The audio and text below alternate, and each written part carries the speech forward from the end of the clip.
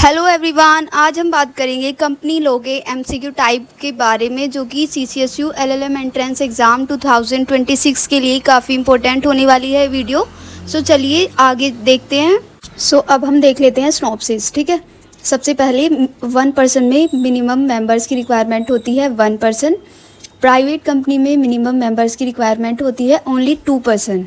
Public company में minimum members की requirement होती है ओनली 7 मेंबर्स। ठीक है, यहाँ से क्वेश्चन जरूर बनने वाला है, इसे आप अच्छे से रिवाइज करके जाइएगा इस चार्ट को। ठीक है, एंड मैक्सिमम मेंबर 1% कंपनी में 1 ही होता है, लेकिन प्राइवेट कंपनी में मैक्सिमम मेंबर्स हमारे 200 तक हो सकते हैं, एंड पब्लिक कंपनी में तो अनलिमिटेड हो सकते हैं। उसमें कोई लिमिट लगी हुई नहीं है कि पब्लिक कंपनी में मैक्सिमम मेंबर्स 200 हो सकते हैं, 500 नहीं, अनलिमिटेड मेंबर्स हो सकते हैं। ठीक है, मिनिमम डायरेक्टर कितने हो सकते हैं 1% में? ओनली 1 हो सकते हैं। प्राइवेट कंपनी में ओनली 2 मिनिमम डायरेक्टर हो सकते हैं, एंड पब्लिक कंपनी में मिनिमम 3 डायरेक्टर। कम से कम 3 डायरेक्टर तो पब्लिक कंपनी में रखने ही पड़ेंगे। ठीक है, लेकिन पब्लिक कैपिटल रेजिंग की बात की जाए कि क्या पब्लिक से कैपिटल रेज कर सकती है 1% कंपनी, तो स्ट्रिक्टली प्रोहिबिटेड है, एंड हमारी प्राइवेट कंपनी भी प्रोहिबिटेड है। पब्लिक कंपनी में अलाउड तो है, लेकिन प्रोस्पेक्टस में। What is the minimum number of members required in a public company? कितनी कम से कम नंबर ऑफ़ मेंबर्स की रिक्वायरमेंट होती है पब्लिक कंपनी के लिए? इसमें तो हमारा जाएगा option D. And what are the minimum members required to form an OPC 1% company, private and public company respectively? ये अभी हमने डिस्कस किया था कि 1% के लिए तो 1 एंड प्राइवेट के लिए 2 एंड 7 मेंबर चाहिए हमारे पब्लिक कंपनी के लिए। क्वेश्चन नंबर 1 का तो हमारा डी हो जाएगा करेक्ट, एंड क्वेश्चन नंबर 2 का हमारा राइट ऑप्शन होने वाला है option A. What is the maximum number of members allowed in a private company? कितने मैक्सिमम नंबर ऑफ मेंबर्स की रिक्वायरमेंट होती है प्राइवेट कंपनी के लिए? इसका करेक्ट ऑप्शन होने वाला है option C. Government company is defined as one in which the government holds at least. एक गवर्नमेंट कंपनी कब गवर्नमेंट कंपनी कहलाती है? जब वो कितने % शेयर को होल्ड करती है, 26% ऑफ शेयर्स या फिर 51? तो इसका करेक्ट ऑप्शन है 51% of the shares. Which document is universally known as constitution of company? कौन सा ऐसा डॉक्यूमेंट है जो कि यूनिवर्सली कॉन्स्टिट्यूशन माना जाता है किसी भी कंपनी का? ये सब तो आपको पता ही होगा कि मेमोरेंडम ऑफ एसोसिएशन है इसका करेक्ट ऑप्शन। ठीक है, the memorandum of association is alternatively refer to as the, क्या बोला जाता है उसको? Charter of the company, internal regulation, या फिर नन ऑफ दी अबव? इसका भी करेक्ट ऑप्शन है हमारा charter of the company.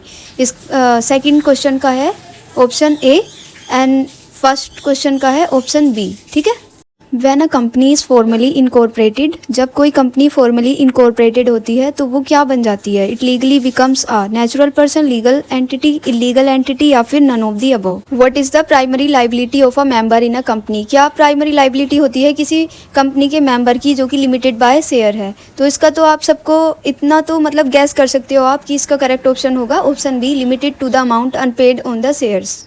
Unlimited तो नहीं होगी लाइबिलिटी। ठीक है, एंड हमारा फर्स्ट क्वेश्चन का भी आंसर होने वाला है लीगल एंटिटी। इसका भी करेक्ट ऑप्शन बी है, दोनों के ही राइट ऑप्शन हमारे बी होने वाले हैं। What is the minimum number of directors required in a private company? कितने मिनिमम नंबर ऑफ डायरेक्टर्स की रिक्वायरमेंट होती है किसी भी प्राइवेट कंपनी के लिए? एंड हमारी who is the legally refer to as shadow director? किसको हम लीगली एक रेफ़र करते हैं शैडो डायरेक्टर की तरीके से कि वो शैडो डायरेक्टर है? दोनों के ही करेक्ट ऑप्शन होने वाले हैं option B. Minimum number of directors required होते हैं किसी भी प्राइवेट कंपनी में ओनली 2, एंड हमारी legally refer to as shadow director उनको बोला जाता है जो कि पर्सन कंट्रोल करते हैं डिसीजंस को इनडायरेक्टली। दोनों के ही करेक्ट ऑप्शन होने वाले हैं option B, a person who control board decision indirectly, and minimum director required होते हैं प्राइवेट कंपनी में ओनली 2। चलिए अब आगे बढ़ते हैं। What is the minimum number of independent directors required in a listed public company? Listed public company के लिए मिनिमम इंडिपेंडेंट डायरेक्टर्स की कितनी रिक्वायरमेंट होती है? And provisions relating to the disqualifications of directors are given under which section? अगर directors की disqualification के बारे में जो प्रोविजंस हैं वो कहाँ पर दे रखे हैं, कौन से सेक्शन में? आपको दोनों के आंसर देने हैं। 1/3 of the total board. First question का हमारा आंसर रहने वाला है 1/3 मेंबर्स जो होते हैं बोर्ड के वो इंडिपेंडेंट डायरेक्टर्स की तरीके से रखे जाते हैं। एंड हमारा सेकंड क्वेश्चन का आंसर रहने वाला है 164, सेक्शन 164, जो कि option B is the correct option. And 164 में बहुत सारे ग्राउंड दे रखे हैं डायरेक्टर्स की डिस्क्वालिफिकेशंस के बारे में, जैसे कि क्रिमिनल कन्विक्शन के बारे में दे रखा है, इंसॉल्वेंसी के बारे में दे रखा है। The director identification number DIN is covered under which section of the companies act 2013। DIN number कहाँ पर डिफाइन है ये बताना है आपको। And first board meeting of a newly incorporated company must be held with in. अगर कोई नई कंपनी बनी है तो उसकी फर्स्ट एनुअल मीटिंग कब तक हेल्ड हो जानी चाहिए? 30 दिन में, 15 दिन में या फिर 90 दिन में। सो फर्स्ट क्वेश्चन का आंसर रहने वाला है section 153, option A is the correct option. And question second का आंसर रहने वाला है विद इन 30 डेज में हमारी फर्स्ट बोर्ड मीटिंग हेल्ड हो जानी चाहिए अगर न्यूली इनकॉर्पोरेटेड कंपनी है, ठीक है। The definition of a small company is provided in which section. कौन से सेक्शन में डेफिनेशन डिफाइन की गई है स्मॉल कंपनी की? And the concept of 1 person company was officially introduce in companies act 1956, 2013, 1992 या फिर पार्टनरशिप एक्ट। दोनों की आपको आंसर करना है, दोनों क्वेश्चन का। Option B is the correct option. Section 2 clause 85 में दे रखा है स्मॉल कंपनी के बारे में।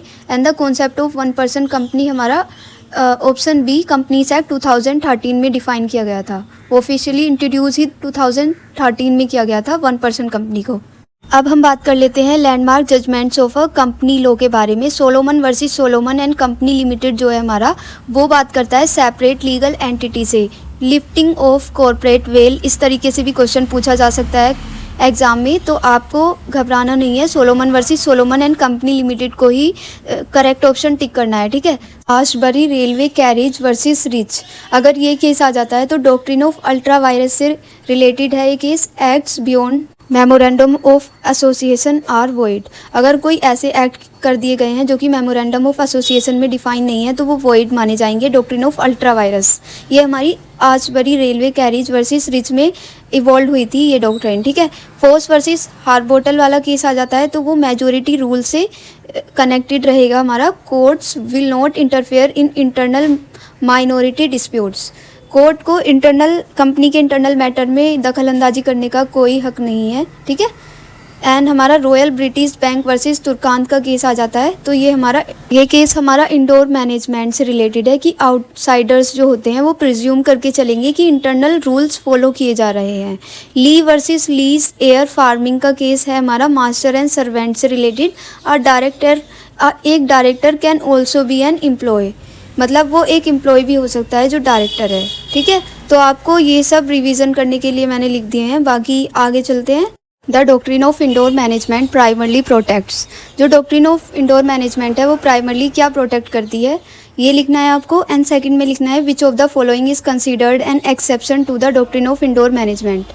डॉक्ट्रिन ऑफ इंडोर मैनेजमेंट का क्या एक्सेप्शन है, दोनों की ही आपको आंसर करने हैं। सो फर्स्ट क्वेश्चन का तो हमारा आंसर रहने वाला है option A, outsiders dealing with the company. Doctrine of indoor management को तुर्कान रूल भी कहा जाता है, उसके नाम से भी जाना जाता है। एंड ये आउटसाइडर को प्रोटेक्ट करता है कंपनी से, जो इनोसेंट आउटसाइडर्स होते हैं। सेकंड क्वेश्चन का हमारा आंसर रहने वाला है option D, all of the above.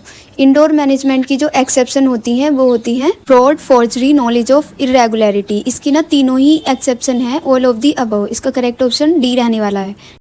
Acts done by a company that are ultra vires beyond its powers are legally, जो एक्ट किए जाते हैं कंपनी के द्वारा लेकिन वो अल्ट्रा वायरस होते हैं बियॉन्ड इट्स पावर्स, तो उनको क्या बोला जाता है, आपको इसका क्वेश्चन आंसर देना है।